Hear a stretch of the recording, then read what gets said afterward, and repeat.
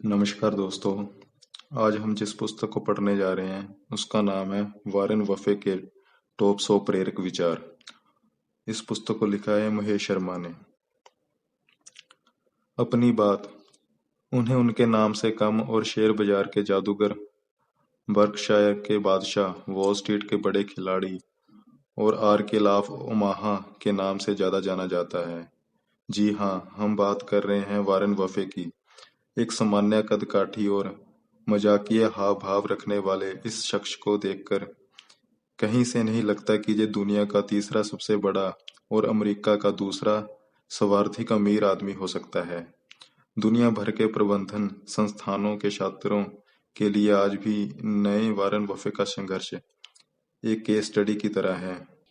अमेरिकी स्कूलों के बच्चों को च्युइंगम, सोडा, कोक तथा अखबार बेचते वारेन बफे की कहानी संभावलन की प्रेरणा देने के लिए सुनाई जाती है।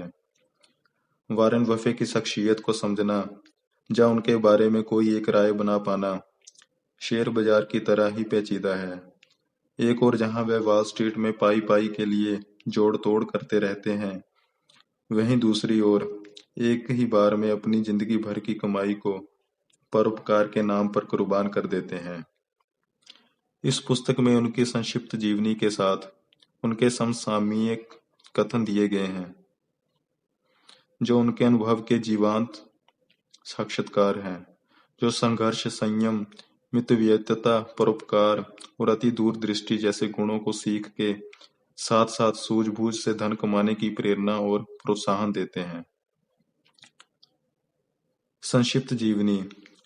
अमेरिका के वारेन बफे बिल गेट्स और कार्लोस स्लिम के बाद दुनिया के तीसरे सबसे बड़े रईस हैं, लेकिन बफे दुनिया के किसी भी रईस से हर मायने में अलग हैं। फोर्ब्स पत्रिका के मुताबिक वारेन के पास 52.4 अरब की संपत्ति है। अगर इसे भारतीय रुपये में गिना जाए तो ये राशि 2,620 अरब रुपए की होती है।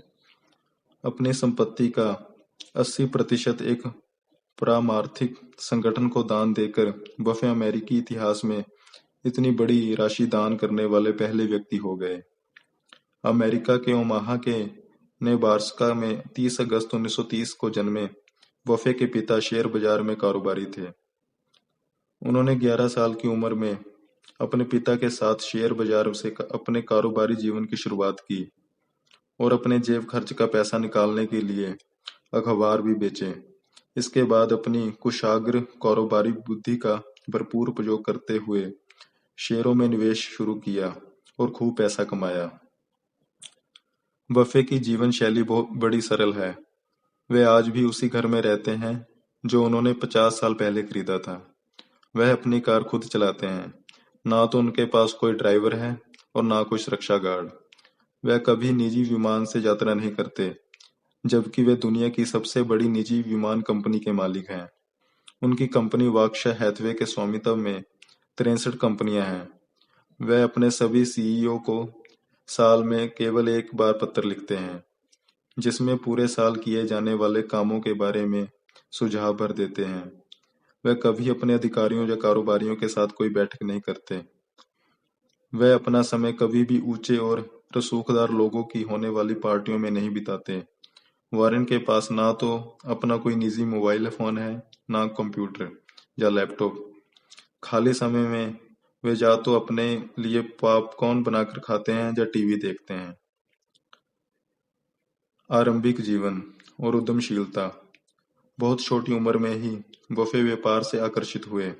किशोर अवस्था में उन्होंने जेब खर्च के पैसे के लिए तरह तरह के पापड़ बेले, घर घर जाकर च्युइंगम, सोडा और पत्रिकाएं बेची, अपने दादा की किराने की दुकान पर काम किया, लोगों के घरों में अखबार पहुंचाए। उनकी कर्म शक्ति असाधारण थी। अपना पहला आयकर रिटर्न उन्होंने मात्र 14 साल की उम्र में भरा। इतना ही नहीं, उन्होंने अपने समाचार पत्र पहुंचाने के व्यवहार में इस्तेमाल होने वाली साइकिल और घड़ी के लिए $35 की कर कटौती भी ली। जाहिर है कि उनमें गजब की व्यावसायिक प्रतिभा थी। उनकी किशोरावस्था की उद्यमशीलता के और भी कई उदाहरण हैं। वफ़े जब 15 साल के थे, उन्होंने अपने एक दोस्त के साथ मिलकर $25 में एक पिनबॉल मशीन खरीदी। उसे उन्होंने पड़ोस के एक नाई की दुकान पर रख दिया। लड़के जब वहां बाल कटाते तो अपनी बारी का इंतजार करते, समय और थोड़े से पैसे देकर पिनबॉल खेलते। यह विचार बहुत सफल रहा। कुछ ही महीनों में उन दोनों ने कई पिनबॉल मशीनें खरीदकर उन्हें अलग-अलग दुकानों पर रख दिया। बफे बड़े ही कुतूहली बालक थे। 11 साल की उम्र में वह न्यूयॉर्क स्टॉक एक्सचेंज गए।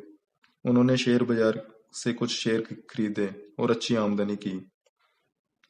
अपने पिता और कुछ अन्य लोगों के साथ मिलकर उन्होंने एक छोटा फार्म खरीदा, जिसे उन्होंने एक किसान को काश्तकारी के लिए दे दिया।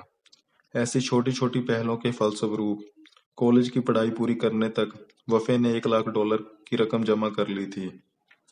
उनकी महत्वाकांक्षा ने उन्हें अपने भविष्य का मार्ग प्रशस्त करने के लिए प्रेरित किया।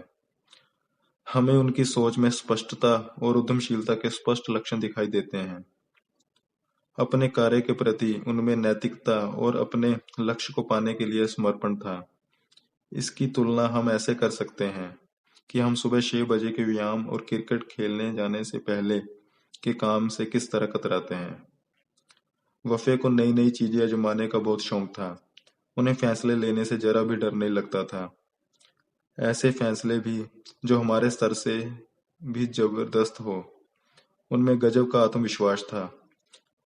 ये न केवल उनके नए जोखिम भरे कदमों में दिखता है, बल्कि दूसरों से अपने विचारों की चर्चा करने या उन्हें वह विचार बेचने की क्षमता में भी प्रकट होते हैं।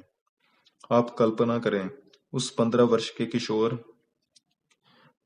के किशोर की जिसने पहली पिनबॉल मशीन रखने के लिए सैलून के मालिक को मना लिया। चार्ली मुंगेर, उनके साझेदारी और बर्कशायर हैथवे के उपाध्यक्ष लगभग 20 वर्षीय वारेन बफे के बारे में बताते हैं कि वे बातूनी ऊर्जा से भरपूर और जिज्ञासु थे। उनके इन्हीं गुणों ने दोनों को तुरंत एक दूसरे के निकट ला दिया। जो कुछ मैंने पढ़ा है उससे पता चलता है कि बफे अपनी उम्र के दूसरे लड़कों से कहीं अधिक परिपक्व थे। उनकी सोच की परिपक्वता आज भी साफ उजागर होती है।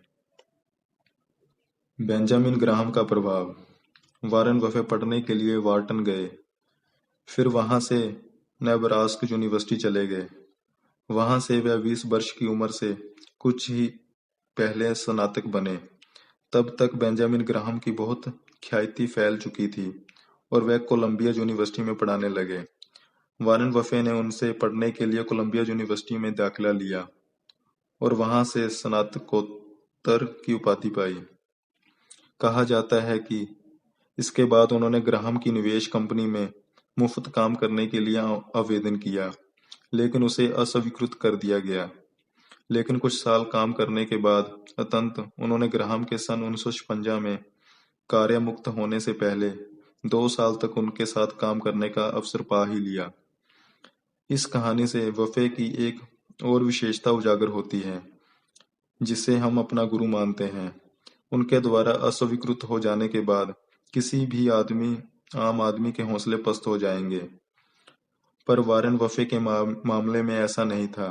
वह जुटे रहे। उन्होंने अपनी कुशलता बढ़ाने के लिए सार्वजनिक संभाषण और निवेश प्रबंधन की पढ़ाई शाम के समय में अतिरिक्त की। पूंजी निवेश का कारोबार। ग्राहम के बाद उन्होंने साझेदारी में निवेश का काम शुरू किया। कंपनी का नाम बफे पार्टनरशिप रखा और वापस ओमाहा आ गए। उनका व्यापार खूब फला फूला। 5 साल के अंदर अंदर उन्होंने इसका विस्तार करके 7 साझेदारियां कर ली थी। वर्ष 1965 में वारेन बफे ने एक वस्त्र कंपनी बर्कशायर हैथवे के शेयर खरीदने शुरू कर दिया। उनके विचार में कंपनी के शेयर क्षमता से कम आंके जा रहे थे। 1 साल के अंदर उन्होंने कंपनी पर अपने नियंत्रण लायक शेयर खरीद लिए थे।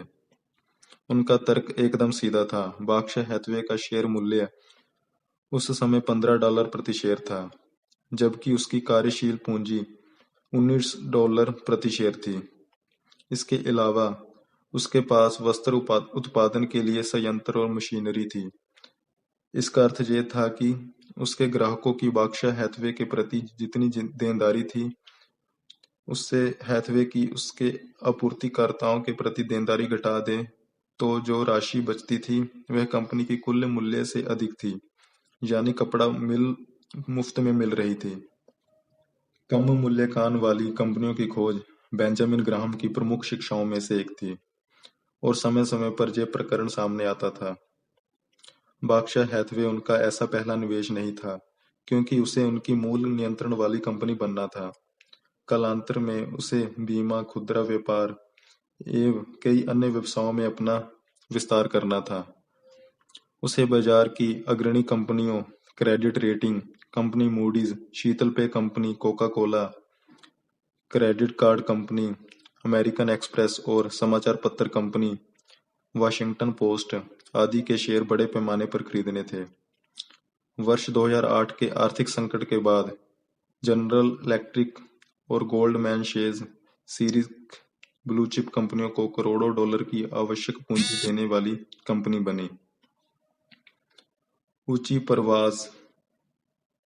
वॉरेन बफे की उन्नति बहुत सहज और नियमित थी। हालांकि उनका हर एक सौदा सफल नहीं रहा, पर उनकी दौलत निवेश बाजार के उतार चढ़ाव के साथ घटी बढ़ी नहीं। वर्ष 1962 तक वह $10 लाख से अधिक के मालिक बन चुके थे। सन 1979 तक उनकी निवल संपत्ति $60 करोड़ से अधिक हो गई थी। तब उनका नाम पहली बार फोर्ब्स पत्रिका की 400 धनवानों की सूची में आया। वर्ष 1990 तक वे अरबपति बन चुके थे। सन 2008 में वे विश्व के सबसे धनी व्यक्ति बन गए और पिछले पूरे दशक में वे 10 शीर्ष धनवानों की सूची में रहे। वर्ष 2010 में उनकी संपत्ति $45 अरब आंकी गई और वे फोर्ब्स की 400 धनवानों की सूची में दूसरे नंबर पर आ गए। उनके अपने शहर ओमाहा की लोकप्रिय शेयर होल्डरों की वार्षिक मीटिंग में वर्ष 1981 में जहां कुल 12 शेयर धारक आए थे, वहीं वर्ष 2010 की मीटिंग में 35,000 शेयर धारक आए। इससे पता चलता है कि उनकी मान्यता कितनी बड़ी है। बर्कशायर हैथवे के डेविड गार्ड्समैन और फ्रैंकलिन ओटिस बूथ जैसे आरंभिक निवेशक सिर्फ इसलिए अरबपति बन गए क्योंकि उन्होंने वॉरेन बफे के बारे में शुरुआत में ही जान लिया था। एक और बात जिसे कम लोग जानते हैं वह ये है कि बिल गेट्स, जो वॉरेन बफे के साथ विश्व के सर्वाधिक धनी होने का स्थान कुछ एक वर्ष के अंतर से बांटते रहे हैं, उम्र में 25 वर्ष के अंतर के बावजूद बफे के करीबी दोस्त हैं। वे अब बर्कशायर हैथवे के दूसरे सबसे बड़े शेयरधारक हैं। महान चेता एक जैसी सोच रखते हैं। बर्कशायर हैथवे ने निरंतर बाजार को बड़े अंतर से पछाड़ा है। अगर आपने वर्ष 1964 में S&P इंडेक्स में $100 का निवेश किया होता तो आज आपके पास $5,430 होते। वही राशि अगर आपने बर्कशायर में निवेश की होती तो आपके पास $4,34,000 से थोड़ा अधिक ही होता। इसलिए तो महान है वॉरेन बफे। एक और बात, ये तो खाता मूल्य आधारित संकुचित आंकड़े हैं, ना कि बाजार मूल्य लाभ पर आधारित। बफे की राय में उपलब्धि को आंकने के लिए खाता मूल्य सर्वश्रेष्ठ पैमाना है, लेकिन अगर आप बाजार लाभ के आधार पर आकलन करें, जैसा कि सभी फंड और निवेश कंपनियां करती हैं, तो आपके $100 $8 लाख के समतुल्य बन गए होते। जो लोग बीच में ही छोड़ना चाहते हों, उनके लिए 5 सालों की अवधि में एक भी ऐसा समय नहीं आया जब बर्कशायर में के खाता मूल्य लाभ S&P इंडेक्स से पीछे रहे हों। इसलिए बफे और भी बेहतर हैं। वैवाहिक व सामाजिक जीवन। वॉरेन लड़कियों से दूर भागते थे। शेयर और राजनीति की चर्चा के बाद उनके पास बातें करने के लिए कुछ नहीं रह जाता था। उन्हें किसी लड़की को बाहर घूमने का प्रस्ताव देते हुए घबराहट होती थी। हाई स्कूल या कॉलेज में पढ़ते समय लड़कियों के साथ उनका मेल जोल कम ही रहा है। अक्सर मेल जोल का परिणाम उनके लिए सुखद नहीं रहा।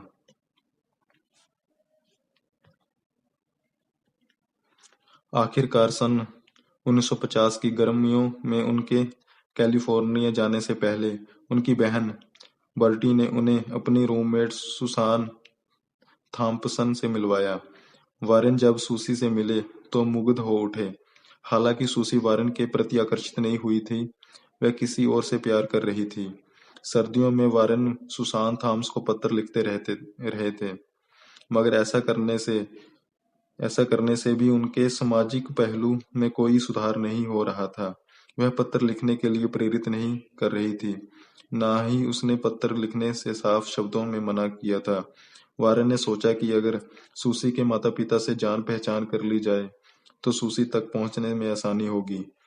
वारेन सूसी के माता-पिता के साथ इवैंस्टन में एक फुटबॉल मैच देखने गए और फिर सूसी तथा उसके माता-पिता के साथ डिनर के लिए गए। वारेन जितनी बार नेब्रास्का स्थित घर लौटते, सुसान थॉम्पसन से अवश्य मिलते थे। हालांकि ऐसी मुलाकातें छोटी होती थी, उन्हें वह संभवतः रौबदार और संवेदनशील लगती थी। सूसी मेरी तुलना में बहुत ज्यादा परिपक्व थी, वारेन ने बाद में बताया। उनके मन में सुसान के प्रति आकर्षण बढ़ता जा रहा था। सुसान थॉम्पसन का परिवार बफे परिवार से अच्छी तरह परिचित था। वास्तव में सुसान के पिता विलियम थॉम्पसन ने ही उस समय हार्वर्ड बफे के चुनाव अभियान का प्रबंधन किया था, जिसमें उन्हें पराजय का सामना करना पड़ा था। जान पहचान होने के बावजूद दोनों परिवारों के बीच काफी भिन्नताएं थीं। सुसान की माता डोरोथी थॉम्पसन एक मृदुभाषी, शालीन, उदार एवं बहिदूषी महिला थी, जो परिवार के लिए भरोसेमंद गृहिणी की भूमिका निभाती रही थी। सुसान थॉम्पसन का दिल जीतने के लिए उसके साथ प्रभावशाली अंदाज में बातचीत करना भी जरूरी था। इस बात को वारेन बफे अच्छी तरह जानते थे। सूसी के साथ बातचीत के दौरान पहले कई बार उनकी जुबान लड़खड़ा चुकी थी, मगर वह अपनी दक्षता को सुधारने के लिए कुछ भी करने के लिए तैयार थे। सूसी भले ही उनके ढीले मोजे और सस्ती पोशाक को नजरअंदाज कर देती, मगर बाकी चीजें भी उसे प्रभावित नहीं कर रही थी। वह एक सांसद के पुत्र थे, जिसे समाज में खास दर्जा दिया जाता था। उनके पास स्नातक की डिग्री और अच्छी जमा पूंजी थी, और वह तेजी से विकास की दिशा में कदम बढ़ा रहे थे। वह हमेशा शेरों के बारे में बात करते रहते थे। ये ऐसा विषय था जिसके बारे में सूसी कुछ भी जानने की जरूरत महसूस नहीं करती थी। वारेन निर्धारित मुलाकात के दौरान पहले से रटे गए चुटकुले, पहेलियां और दिमागी कसरत से जुड़े सवाल पेश करते थे। दूसरी तरफ वारेन के प्रति आरंभिक अरुचि होने के बावजूद सूसी किसी व्यक्ति के बारे में सब कुछ जानने की इच्छा जाहिर किए बिना उसके साथ वक्त नहीं गुजार सकती थी। वह जल्द ही महसूस करने लगी कि वारेन के बारे में उसकी आरंभिक नजरिया सही नहीं था। उसने जैसा सोचा था, वारेन उस तरह अमीरी की गोद में पले बड़े आत्मविश्वास से भरपूर युवक नहीं थे। वारेन ने बाद में बताया, मुझे अजीब महसूस हो रहा था। मैं सामाजिक रूप से घुल मिल नहीं पाता था। इसके अलावा जीवन में अभी तक मैंने रफ्तार का अनुभव नहीं किया था। सूसी की सहेलियां भी ऊपर से आत्मविश्वासी नजर आ रहे वारेन के अंदर की बेचैनी को महसूस कर रही थी। धीरे धीरे सूसी भी वारेन के अंदर के खालीपन को समझने लगी। वह भले ही शेरों के बारे में रोचक बातें करते थे, मगर अंदर ही अंदर उन्हें प्यार की तलाश थी, जो उनके खालीपन से पैदा हुई थी। वह एक ऐसे बालक की तरह थे जिसे सुरक्षित ठिकाने की तलाश थी। वारेन ने बाद में कहा, मैं उलझा हुआ था। कमाल की बात यह है कि सूसी ने मेरे हालात को समझ लिया था। वारेन को अक्सर इस बात की परवाह नहीं रहती थी कि दूसरे किस तरह की पोशाक पहनते थे।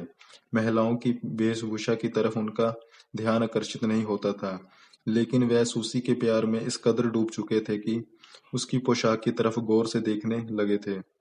उन्हें नीली पोशाक पहनकर सूसी के साथ जाना याद था।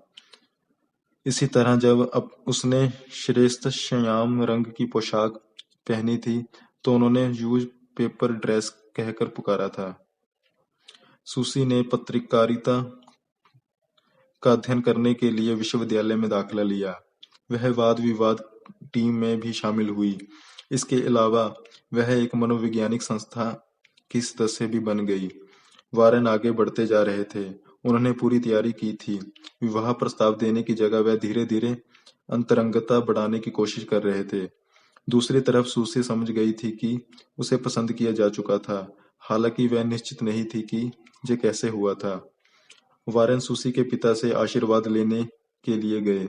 उन्हें यकीन था कि सूसी के पिता आसानी से आशीर्वाद दे देंगे, लेकिन विलियम थॉमसन ने मुद्दे की बात करने से पहले काफी समय लिया। वफ़े ने सन 1952 में सुसान थॉमसन से शादी की। उनके 3 बच्चे हुए, सूसी, हावर्ड और पीटर। सन 1977 में इस दंपति ने अलग-अलग रहना शुरू कर दिया। हालांकि जुलाई 2004 में सुसान की मौत तक वे शादीशुदा ही बने रहे। वर्ष 2006 में अपने 76वें जन्मदिन पर वफ़े ने 60 वर्षीय एस्ट्रिड मैक्स से शादी कर ली, जो उनकी पत्नी के 1977वें सैन फ्रांसिस्को चले जाने के बाद से उनके साथ ही रह रही थी। दिलचस्प बात यह थी कि उन दोनों की मुलाकात सुसान वफ़े ने ही कराई थी। Intelligent investor. बेंजामिन ग्राहम की पुस्तक का शीर्षक इंटेलिजेंट इन्वेस्टर, बुद्धिमान निवेशक, सटीक रूप से दर्शाता है कि युवा वारेन बफे जीवन में क्या बनना चाहता था। वह अनवरत निवेशकों के बारे में सोचता रहता था। लोग व्यापार के स्वामित्व के शेयर खरीदते थे और ये उम्मीद रखते थे कि इतना मुनाफा होगा कि उन्हें निवेश की गई राशि से अधिक राशि वापस मिलने लगेगी। वारेन को ग्राहम के बुनियादी परामर्श अच्छे लगते थे, जिनमें बताया गया था कि बुद्धिमान निवेशक को वॉल स्ट्रीट के निवेशकों के रुझान का अनुसरण नहीं करना चाहिए। इसकी जगह ग्राहम ने अपनी पुस्तक में सलाह दी थी कि निवेशक को ऐसी कंपनियों के शेयरों में निवेश करना चाहिए जिन्हें उनके वास्तविक मूल्य से कम कीमत पर खरीदा जा सकता था। इस तरह की कंपनियों की तलाश करना ग्राहम के अनुसार आसान काम नहीं था। इसके लिए काफ़ी धैर्य की आवश्यकता थी। निवेशक को कंपनियों के प्रत्येक पहलू को ठीक से पड़ताल करने की ज़रूरत थी। कंपनी की परिसंपत्तियाँ, कंपनी की कमाई और भविष्य में उसकी अपेक्षाएं। इस तरह का विश्लेषण करने पर निवेशक कंपनी के शेयर का वास्तविक मूल्य पता कर सकता था, अर्थात ऐसा मूल्य जिसका शेयर बाजार में निर्धारित किए गए कंपनी के शेयर के मूल्य से कोई संबंध ना हो।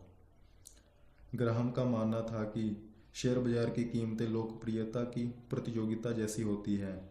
उन्हें देखकर अंदाज़ा लगाया जा सकता है कि निवेशक किसी भी कंपनी के प्रति भावनात्मक रूप से किस तरह की प्रक्रिया जाहिर कर रहे हैं। शेयर बाजार की कीमतें अक्सर अफवाहों व झूठे प्रचारों से प्रभावित होती हैं और उनका वास्तविक तथ्यों से कोई लेना देना नहीं होता। ऐसी कीमतों के आधार पर किसी भी कंपनी के शेयर के वास्तविक मूल्य का अंदाज़ा नहीं लगाया जा सकता। ग्राहम का निष्कर्ष था कि बुद्धिमान निवेशक को ऐसे समय में किसी भी कंपनी का शेयर खरीदना चाहिए जब उसका मूल्य उसके वास्तविक मूल्य से नीचे हो। इसके बाद निवेशक को धीरज रखते हुए मूल्य के ऊपर चढ़ने का इंतजार करना चाहिए। यह तय है कि देर सबेर मूल्य ऊपर ही तरफ चढ़ेगा ही। वारेन को इस पुस्तक को पढ़ने के बाद निवेश का असली मंत्र मिल गया था। उसे ग्राहम के बताए सूत्र बहुत अच्छे लगे थे। ओमाहा में अपने पिता के कार्यकाल में उन्होंने वॉहाटन में पढ़ते समय फिलाडेल्फिया के शेयर ब्रोकर के कार्यकाल में शेयर खरीदते समय वारेन इन्हीं सूत्रों को अपना रहा था। वह देखता था कि अफवाहों के आधार पर या अनुमान के आधार पर जो लोग शेयर खरीदते थे उन्हें हमेशा बाजार की अनिश्चितता का सामना करना पड़ता था।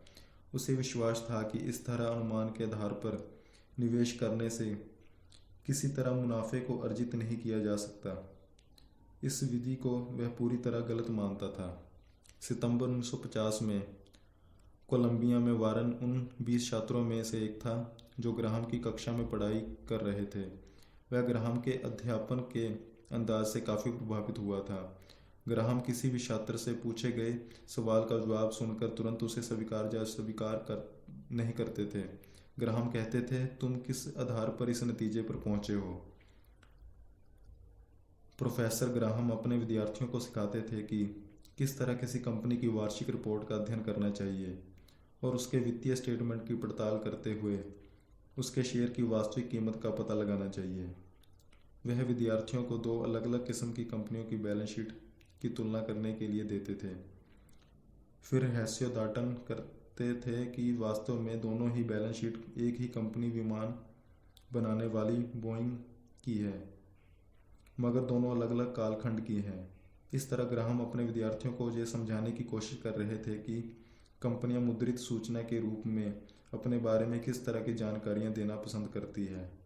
मुद्रित मुद्रित सामग्री के आधार पर ही विद्यार्थी किसी भी कंपनी के वास्तविक मूल्य का पता लगा सकते हैं। वारेन इस ज्ञान को अपनी धमनियों में रक्त के साथ मिश्रित कर रहा था। उसके पास सारे सवालों के जवाब होते थे। उसके एक सहपाठी ने बाद में बताया, वह हाथ उठाता था, उत्साह के साथ बहस में हिस्सा लेता था। उसके भीतर कमाल का जोश भरा हुआ था। वह दूसरों की तुलना में हमेशा खुलकर अपनी बातें कहता था। अपने प्रोफेसर की बुद्धिमत्ता और मैत्रीपूर्ण व्यवहार से अत्यंत प्रभावित होकर वारन उनके बारे में ज़्यादा से ज़्यादा जानकारी जुटाना चाहता था। कोलंबिया में दूसरे सत्र की पढ़ाई करते हुए वारन को पता चला कि ग्राहम सरकारी कर्मचारियों की बीमा कंपनी GEICO के अध्यक्ष थे।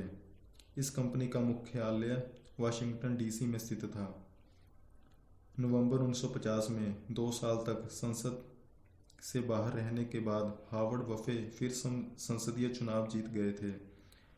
वारन सन 1952 में एक सप्ताह की छुट्टी बिताने वाशिंगटन में रह रहे अपने परिवार के पास चला गया था। शनिवार की सुबह वाशिंगटन रेलवे स्टेशन पर उतरने के बाद उसी दिन वह स्ट्रीट पर स्थित GEICO के मुख्यालय में चला गया था। वहां एक गार्ड से उसकी मुलाकात हुई। वारन ने कहा कि वह कंपनी के किसी अधिकारी से मिलना चाहता था। उस समय मुख्यालय में मौजूद कंपनी के वित्तीय उपाध्यक्ष लैटिमर डेविसन से उसे मिलवाया गया। एक अजनबी नौजवान ने डेविडसन के सामने सवालों की बौछार कर दी। 15 मिनट तक बातचीत करने के बाद मैं समझ गया कि आगंतुक कोई असाधारण व्यक्ति था, डेविडसन ने बाद में बताया। वह बुद्धिमत्तापूर्ण और तथ्यपरक सवाल पूछ रहा था। GEICO क्या है? व्यापार करने का इसका तरीका क्या है? इसका नजरिया क्या है? इसके विकास की संभावनाएं क्या है? वह ऐसे सवाल पूछ रहा था जो केवल अनुभवी शेयर विश्लेषक ही पूछ सकता था। वह मेरी सारी जानकारियों का पता लगा लेना चाहता था। दोनों के बीच 4 घंटे बातचीत होती रही।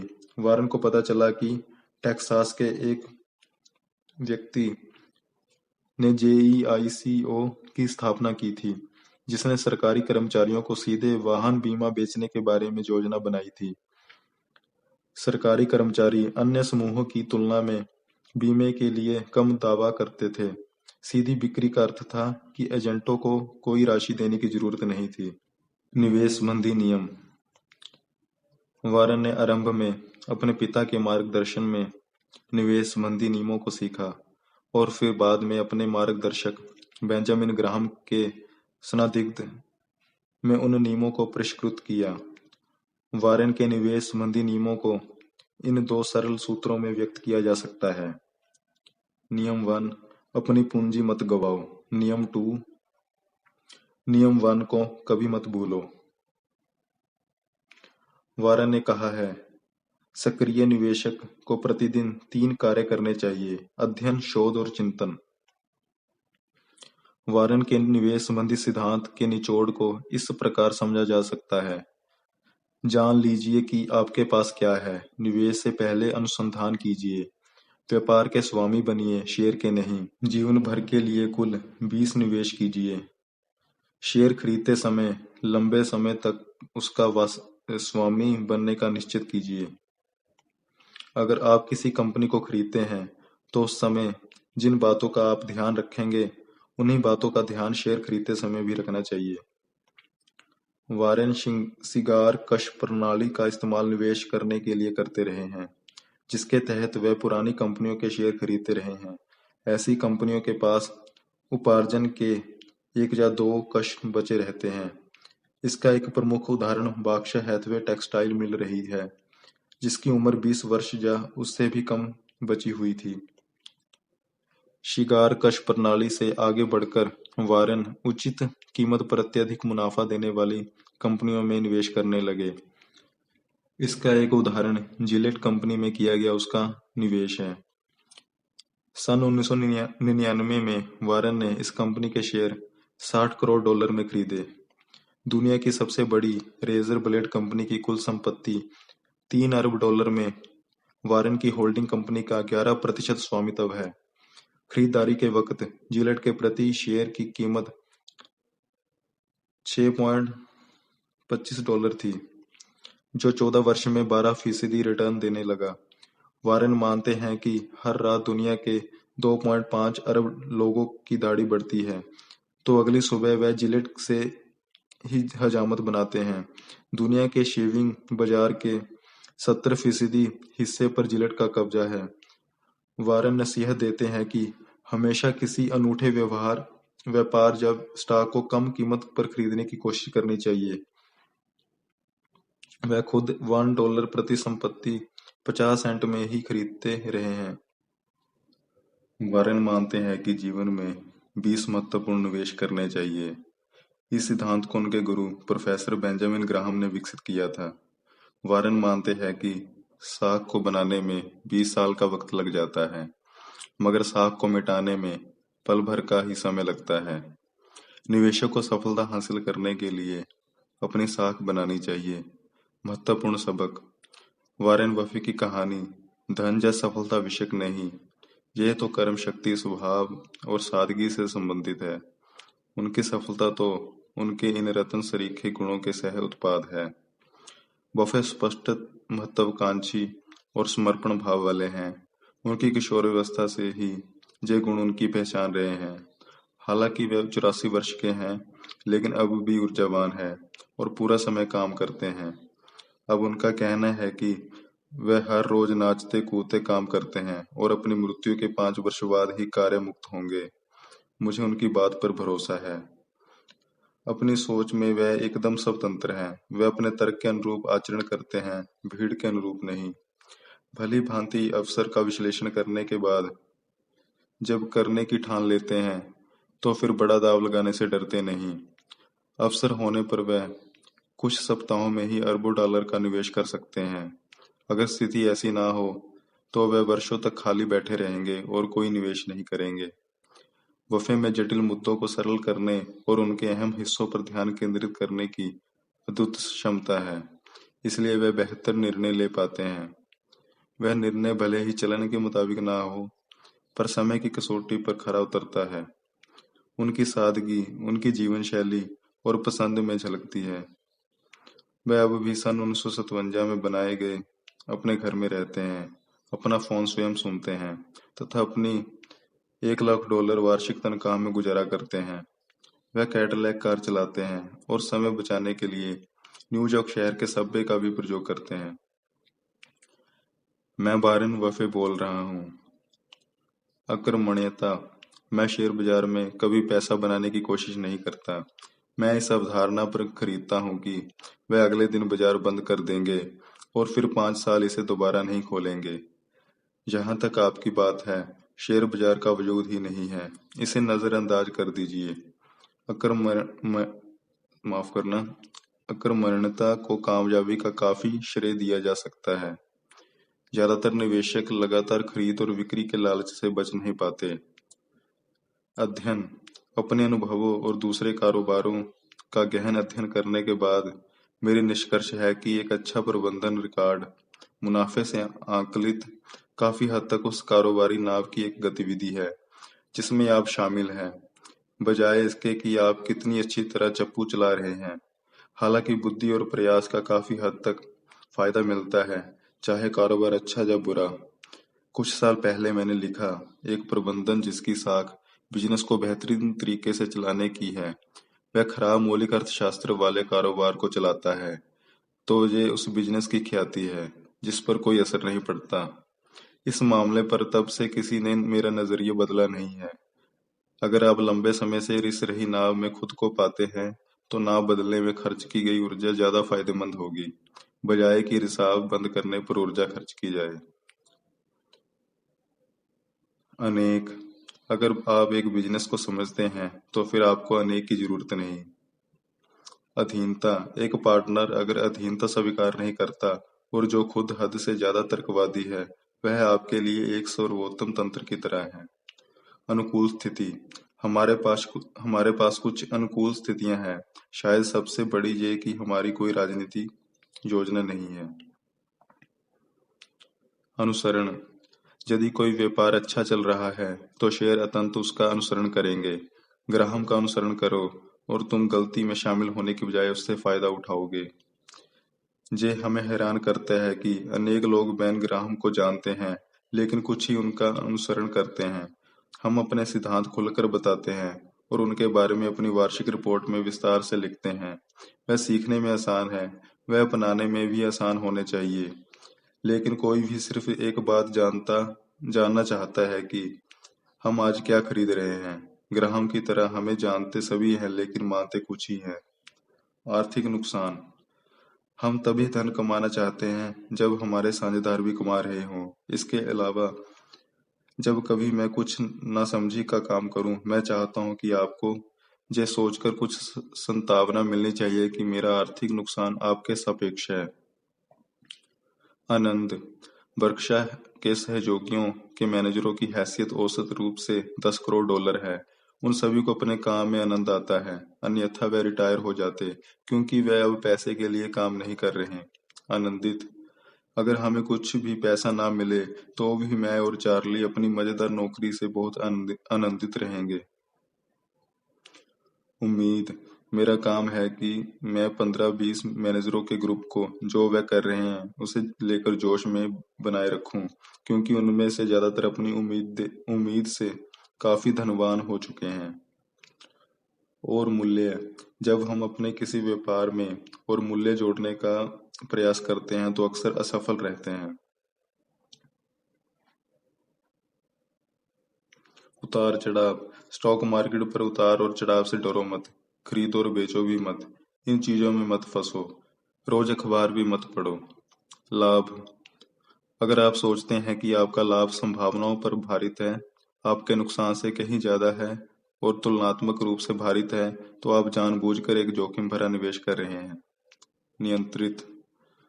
अगर आप अपनी भावनाओं को नियंत्रित नहीं कर सकते तो आप पैसे को भी नहीं कर पाएंगे। कमान। अगर आपने मुझे $10 करोड़ दिए और कहा कि सॉफ्ट ड्रिंक कोका कोला की कमान पूरी दुनिया में संभाल लो, तो मैं आपको वह वापस दे दूंगा और कहूंगा कि मैं ऐसा नहीं कर पाऊंगा।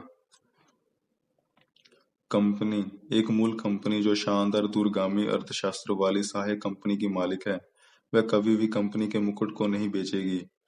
फिर भी उस कंपनी का सीईओ अपने निजी स्टॉक को आवेग में आकर बस इसे जरा ज्यादा तर्क देकर बेच देगा कि मुनाफा कमाने के बाद आप कंगाल नहीं हो सकते। हमारी राय में जो समझदारी बिजनेस में काम आती है, वही स्टॉक में भी। एक निवेशक को सामान्य तौर पर एक बेहतरीन कारोबार के एक छोटे हिस्से को उसी तरह सख्ती से पकड़े रखना चाहिए जैसे कि वह पूरे कारोबार का मालिक होने पर करता है। प्रबंधक। महान प्रबंधक अपना सारा समय रिसाव को बंद करने और पानी निकालने में लगाए। इससे बेहतर सुझाव उनके लिए दूसरी नाव का इंतजाम करने का है। प्रबंधन। हमारे प्रबंधन के तरीके का एक गौण उत्पाद वह क्षमता है जो हमें बर्कशायर हैथवे की गतिविधियों को आसानी से बढ़ाने में मदद करती है। हमें प्रबंधन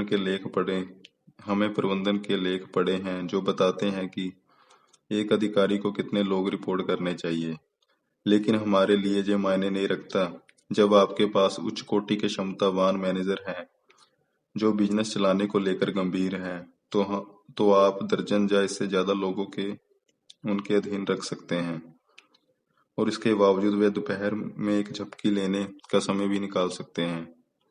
इसके विपरीत, अगर आपके अधीन सिर्फ एक व्यक्ति भी है जो धोखेबाज, अयोग्य और उदासीन है, तो आपके पास इतनी मुश्किलें होंगी कि आप उन्हें सुलझा नहीं पाएंगे। चार्ली और मैंने तब तक इससे दोगुने प्रबंधकों के साथ काम किया था जितना कि हम अब कर रहे हैं। जब तक कि उनमें मौजूदा लोगों के मुकाबले विशिष्टताएं थीं। ज्यादातर व्यावसायिक पैसों का प्रबंधन करने वालों के सामने अपने कुल्हे हिलाओ सिंड्रोम जैसा संकट होता है। एक अनुभवी और धैर्यवान व्यक्तिगत निवेशक अनंत काल तक अपनी पसंदीदा पिच का इंतजार कर सकता है। अगर पूरा बाजार उफान पर है या बहुत ज्यादा आशावादी है, तो ये आपको डरा देगा। आप कुछ समय के लिए यूरोप या मैक्सिको जा सकते हैं। तब तक सब कुछ अपनी हद में आ जाएगा। एक उस्ताद निवेश सूची का प्रबंधन, जिससे लगातार कुछ ना कुछ करने की उम्मीद की जाती है, वह एक खतरनाक हीटर की तरह उलझन में होता है, जो मैदान में उतरता है और देखता है कि पिचर ने उसे मैदान के बाहर भेजने का फैसला कर लिया है। सारी पिचें बहुत से बाहर होती है या करीब करीब बाहर होती हैं। बैटर जानता है कि सबसे अच्छा उपाय है बाहर चले जाना, लेकिन हजारों फैन जो कुछ होते देखना चाहते हैं, वे चिल्लाते हैं, अपने कूल्हे हिलाओ, वे निराश ना हो। इसलिए बैटर सोचता है कि उसे एक कट लेना है और बिना वजह एक कट आउट जोखिम में डाल देता है। स्वभाव स्वभाव ऐसी चीज है जो स्मार्ट लोगों को ठीक से काम नहीं करने देता। उसका स्वभाव शायद मुझसे अलग नहीं है। हम दोनों तर्कसंगत बातें करते हैं। हमारी भावनाएं हमारी बुद्धि के रास्ते में नहीं आती। पूंजी हमारी पूंजी का अभी पूरी तरह इस्तेमाल नहीं हो रहा। इस स्थिति में होना कष्टदायी है, लेकिन उतना कष्टदायी भी नहीं जितना कोई बेवकूफ़ी करना होता है। निवेश कोरिया में तब निवेश करना जब अमेरिकी डॉलर की कीमत ज़्यादा थी और कोरियाई कंपनी सस्ती। वह बुनियादी वस्तुएं जैसे स्टील, सीमेंट, आटा और बिजली उत्पादित करते हैं, जिन्हें लोग 10 वर्ष में खरीदेंगे। उनकी कोरिया के बाजार में बड़ी हिस्सेदारी है, जिसमें बदलाव नहीं आने वाला। इस आटा कंपनी की नकद में कीमत इसकी बाजार की कीमत से कहीं ज्यादा है और ये कमाई से 3 गुना ज्यादा बिक्री करती है। निवेश करते समय बस इसका ख्याल रखना है कि आप अच्छे समय में अच्छे स्टॉक खरीदें और उन्हें तब तक अपने साथ रखें जब तक कि वह कंपनी अच्छी है। कमजोर और असुरक्षा वाले कारोबार अच्छा निवेश नहीं करते। निवेशक मूल्य निवेशक वे निवेशक होते हैं जो दिमागी तौर पर कारोबार खरीदते हैं, स्टॉक नहीं, लेकिन सभी इसकी वास्तविक कीमत और बाजार की कीमत के बीच के फर्क का फायदा उठाते हैं। मैं एक बेहतर निवेशक हूँ क्योंकि मैं एक बिजनेसमैन हूँ और एक बेहतर बिजनेसमैन हूँ क्योंकि मैं एक निवेशक हूँ। मूल्यांकन मुनाफे पर इससे पहले कि ये निर्णय लिया जाए कि नकद को इस तरह इस्तेमाल करना है, यह जरूरी है कि अफवाह की बजाय जानकारी पर आधारित 4 सहज ज्ञान के प्रश्नों का मूल्यांकन किया जाए। घटना की संभावना, जितने समय तक फंड लगा रहेगा, अवसर पर होने वाला खर्च और ये नकारात्मक पहलू की अगर घटना हुई ही नहीं तो क्या होगा। सबसे बूढ़ा जे पूछे जाने पर कि अमेरिका के सबसे अमीर व्यक्ति बनने के बाद उनका अगला लक्ष्य क्या है, ये तो एकदम आसान है, अमेरिका का सबसे बूढ़ा व्यक्ति बनना। जोखिम प्रबंधन पर उतना ही वक्त लगाना चाहिए जितना कैटरीना तूफान से पहले न्यू ऑरलियंस के बाद को सुधारने और टिकाऊ बनाने में लगा। स्टॉक कुछ समय बाद सिर्फ कुछ कंपनियां ही रह जाएंगी जो उच्च स्तर की होंगी। तो आप जब भी देखेंगे कि कोई उच्च स्तर की कंपनी है, तो आपको उसके स्टॉक तर्कसंगत संख्या में खरीद लेने चाहिए। आपको अपने दिशा निर्देश से भटकने के लालच से बचना होगा।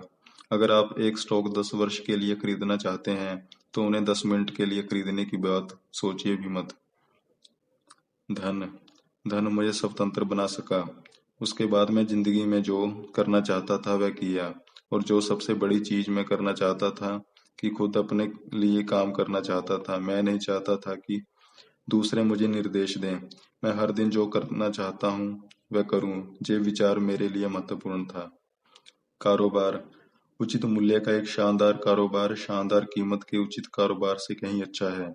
निवेश के बड़े मौके तब आते हैं जब बेहतरीन कंपनियां असामान्य परिस्थितियों में से गिर जाती हैं, जिनसे स्टॉक का आकलन गलत हो जाता है।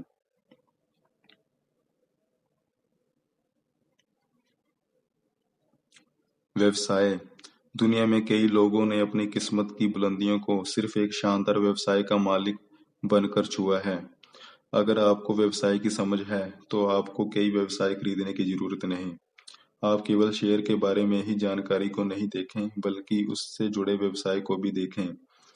अगर आप एकल रूप में देखें, तो किसी शेयर का मूल्यांकन नहीं कर सकते, लेकिन वह समग्र रूप से जिसे व्यवसाय का प्रतिनिधित्व करता है, आप उसका मूल्यांकन कर सकते हैं, तो किसी शेयर का भी अधिक सरलता से मूल्यांकन कर सकते हैं। उसके बाद आप व्यापार के कुल मूल्य को कंपनी द्वारा जारी कुल शेयरों की संख्या से भाग देकर सरलता से हर शेयर का मूल्य निकाल सकते हैं। प्रतिशत। मैं 5% कमाने वाले $10 करोड़ के बिजनेस की बजाय 15% कमाने वाला $1 करोड़ का बिजनेस करना पसंद करूंगा। सबक। एक व्यक्ति जो बिल्ली को पूंछ से पकड़कर घर ले जाता है, वह ऐसा सबक सीखता है जो उसे कोई और सिखा नहीं सकता। सर्वेक्षण। कोई भी जनमत सर्वेक्षण मौलिक विचारों की जगह नहीं ले सकता। स्टॉक। एक स्टॉक जेन ही जानता कि आप उसके मालिक हैं। मुनाफा। एक स्टॉक आपको एक कारोबार का अधिकारी बना देता है, और स्टॉक का आंतरिक मूल्य कुछ ऐसा था जिसका आपने आकलन कर लिया था, लेकिन मुनाफे की सुरक्षा ना हो तो आप रात को चैन से नहीं सो सकते। काम। हमेशा वह काम करो जिसे तुम चाहते हो। भय। अमेरिकी एक भय के चक्कर में फंसे हैं, जिससे लोग खर्च नहीं करना चाहते और ना ही निवेश करना चाहते हैं। इससे भय और बढ़ जाता है। हम इस कुचक्कर को तोड़ेंगे, इसमें समय लगता है। गलती। एक निवेशक को सिर्फ कुछ चीजें सही करनी पड़ती हैं, जब तक कि वह कोई बड़ी गलती नहीं कर बैठता। कीमत। और इसके बाद मैंने अपनी रणनीति में संशोधन किया और अच्छी कीमत पर सही कारोबार खरीदने की बजाय सही कीमत पर अच्छा कारोबार खरीदने की कोशिश की। ब्रिज। कोई भी व्यक्ति जो ब्रिज खेलना शुरू नहीं करता, वह एक बड़ी गलती कर रहा है। रेस। जैसा कि इंडियानापोलिस 500 जीतने वालों ने कहा, रेस में पहले नंबर पर आने के लिए आपको पहले रेस खत्म करनी होगी। विलय। वर्कशायर हैथवे में हमने विलय और खरीदने के कई अवसरों को अस्वीकृत कर दिया, जिनसे चालू और छोटे दौर की कमाई कई गुना बढ़ सकती थी, लेकिन उससे प्रति शेयर का आंतरिक मूल्य कम हो जाता। इसकी बजाय हमारा नजरिया वाइने ग्रेटजकी की मशवरी पर चलने का रहा है कि वहां जाओ जहां शैतान जाने वाला है, ना कि जहां वो है।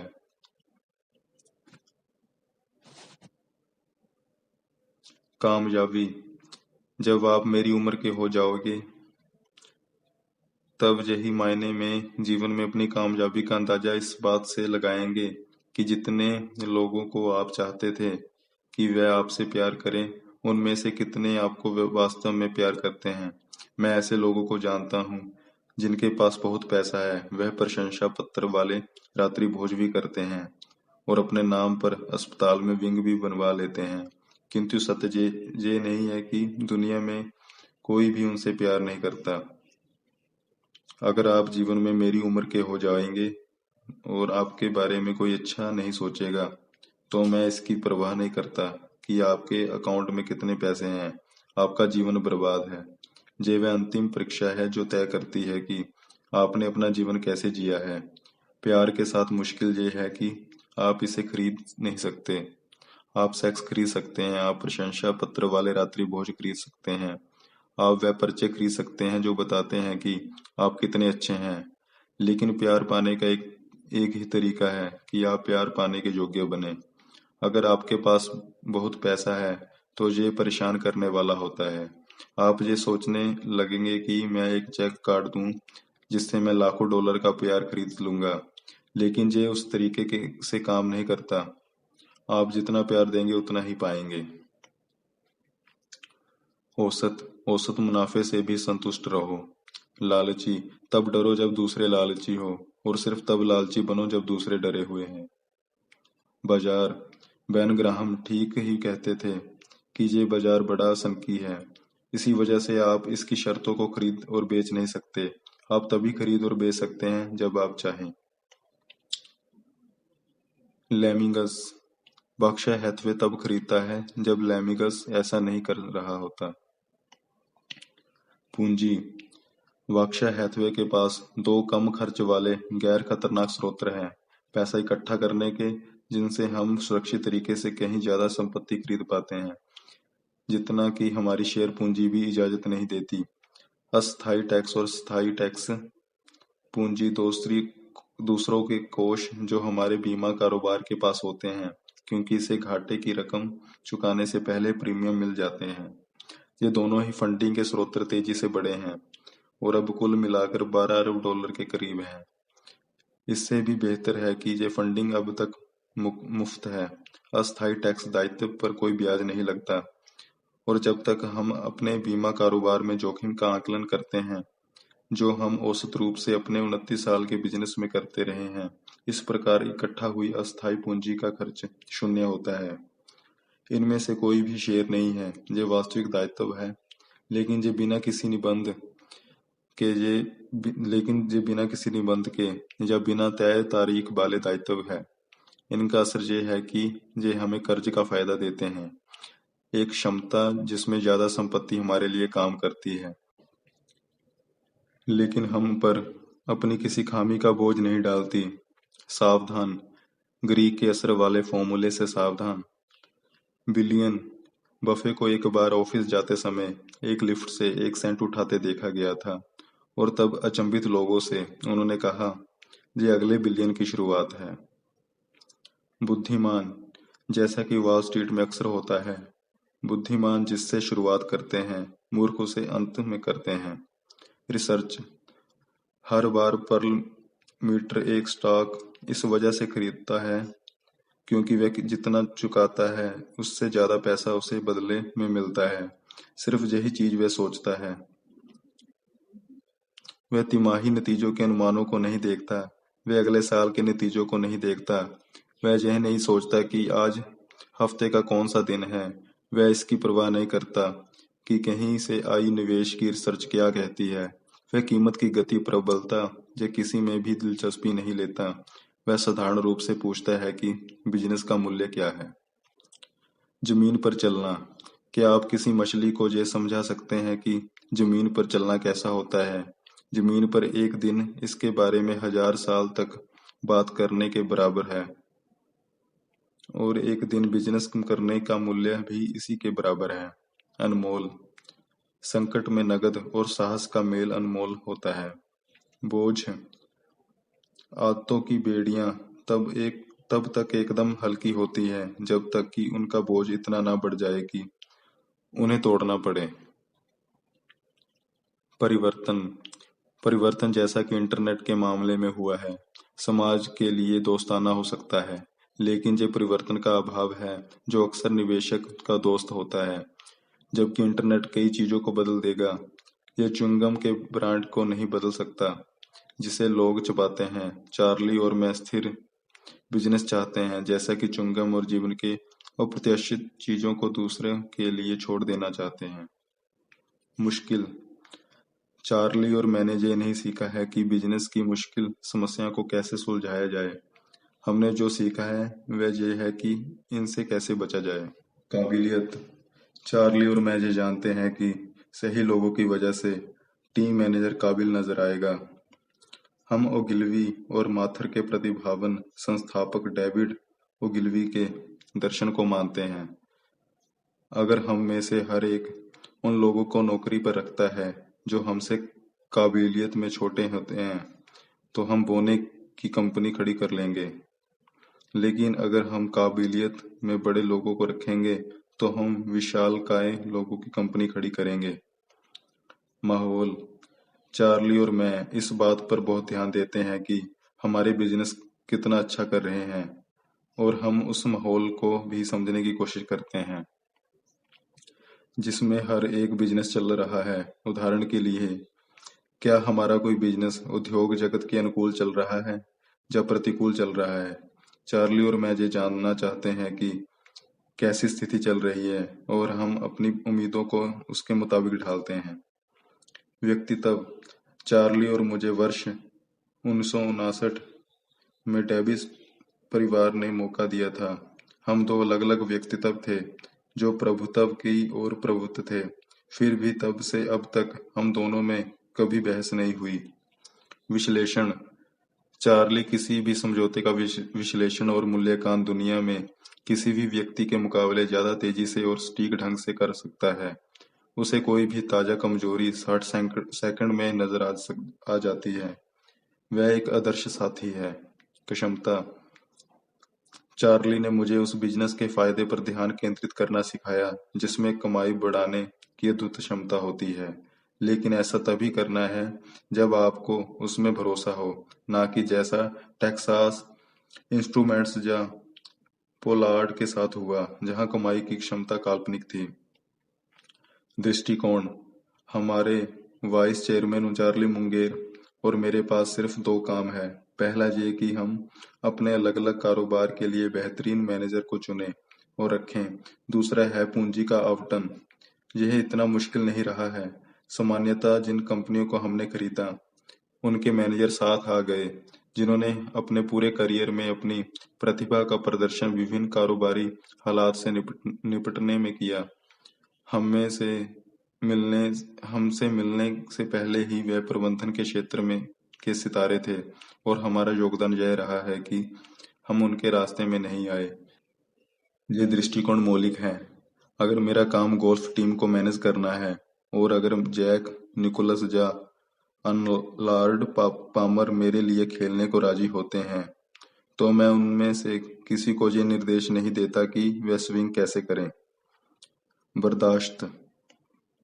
चार्ली कहता है, जैसे जैसे आप बूढ़े होते जाते हैं, आप अपने पुराने दोस्तों को ज्यादा से ज्यादा बर्दाश्त करते हैं और नए दोस्तों को कम से कम।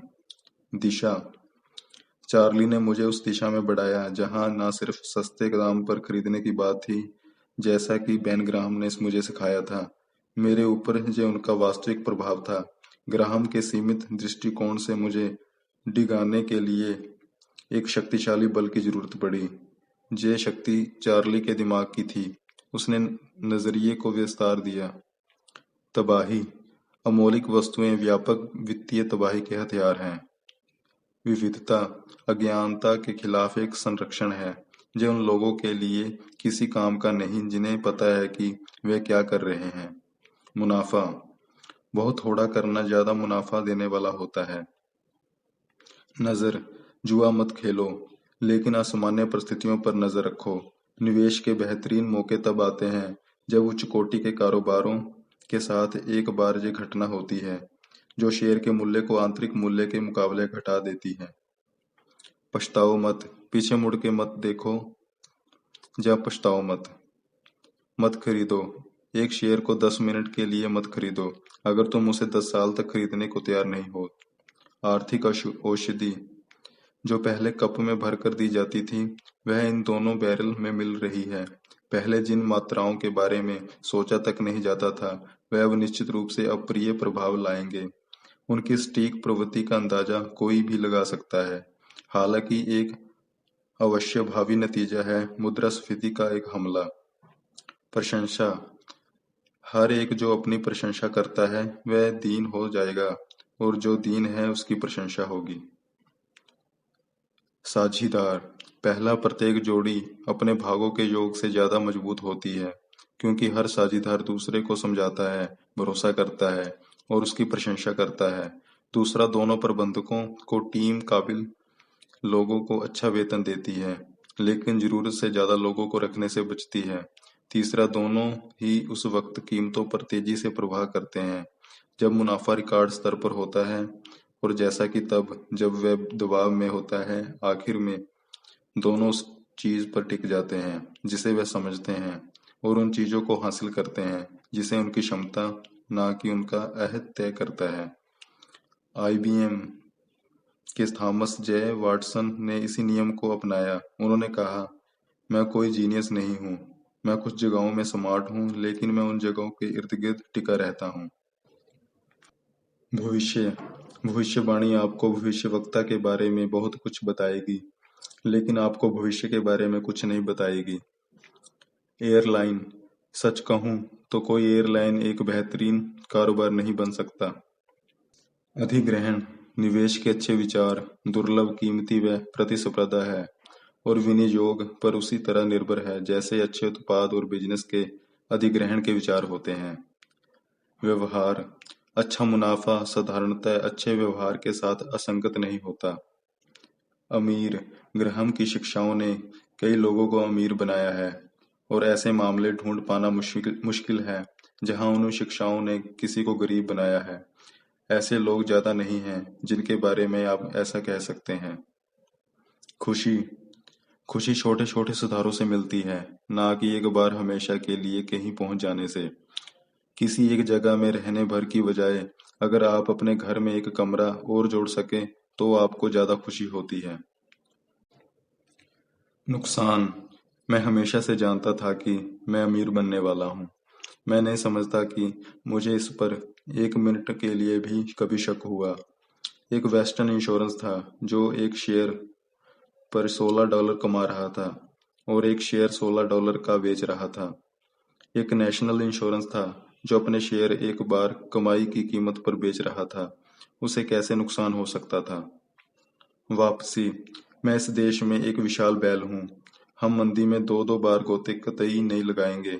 मैं अपने कारोबार को हर तरफ वापसी करते देख रहा हूँ। सीमित मैं खुद को उन चीजों तक सीमित रखूंगा जो काफी आसान, सुरक्षित, लाभकारी और खुशी देने वाले हैं। यकीन मैं गंभीरतापूर्वक कहता हूँ कि मैं इस बात में यकीन नहीं करता कि पूरी धरती के सिवाय कहीं इतने तीव्र सुराख हैं जितने अमेरिका में हैं। किसी भी इंसान को इस शब्द को सही मतलब के बारे में पर्याप्त जानकारी नहीं हो पाएगी जब तक कि वह यहाँ नहीं आता। क्लब मैंने ओमाहा क्लब में दोपहर का खाना खाया, वही जो शहर के व्यवसायिक इलाके का क्लब है। मैंने गौर किया कि वहाँ एक वहाँ एक भी यहूदी नहीं था। मुझे बताया गया कि उनके अपने क्लब हैं। अब जो यहूदी परिवार हैं, उन्होंने समुदाय के लिए हमेशा योगदान दिया है। उन्होंने ओमाहा के निर्माण में किसी दूसरे की तरह ही मदद की है और फिर भी वह उस क्लब में शामिल नहीं हो सकते जिसे जॉन जोन्स, एक मध्य स्तर का यूनियन पैसिफिक कर्मचारी, जहां ट्रांसफर होते ही ज्वाइन करता है। ये अनुचित है, इसलिए मैंने यहूदियों के क्लब को ज्वाइन किया। मुझे 4 महीने लगे। वह थोड़ा टाल मटोल और उलझन में थे और मुझे उन्हें समझाना पड़ा। फिर मैं ओमाहा क्लब वापस गया और उन्हें बताया कि यहूदियों का क्लब अब सिर्फ यहूदियों के लिए नहीं रह गया है। मैंने यहूदी क्लब के 2 या 3 सदस्यों को ओमाहा क्लब में आवेदन करवाया। अब हमने उन बंधनों को तोड़ दिया है। सूट मैं महंगे सूट खरीदता हूँ, मुझ पर वे सस्ते ही दिखते हैं। कल्पना मैं जीवन में ऐसे किसी चीज की कल्पना नहीं कर सकता जो मेरे पास नहीं है। कल्याण मैं आपके वित्तीय कल्याण को एक टिकट देकर सुधार सकता हूँ जिसमें 20 खंड होंगे ताकि आप 20 बार कोशिश कर सकें। इनमें हर तरीके का निवेश होगा जो आप जीवन में कर सकते हैं और एक बार आपने कोई कार्ड पंच कर दिया, आप और कोई भी निवेश नहीं कर सक पाएंगे।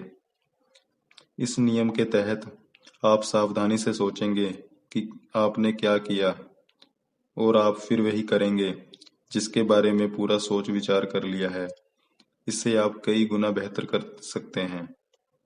तोल मैं अपने जीवन को कमाए गए पैसों से नहीं तोलता। दूसरे करते होंगे लेकिन मैं बिल्कुल नहीं करता। पार मैं 7 फीट की पट्टियों को पार करने की कोशिश नहीं करता।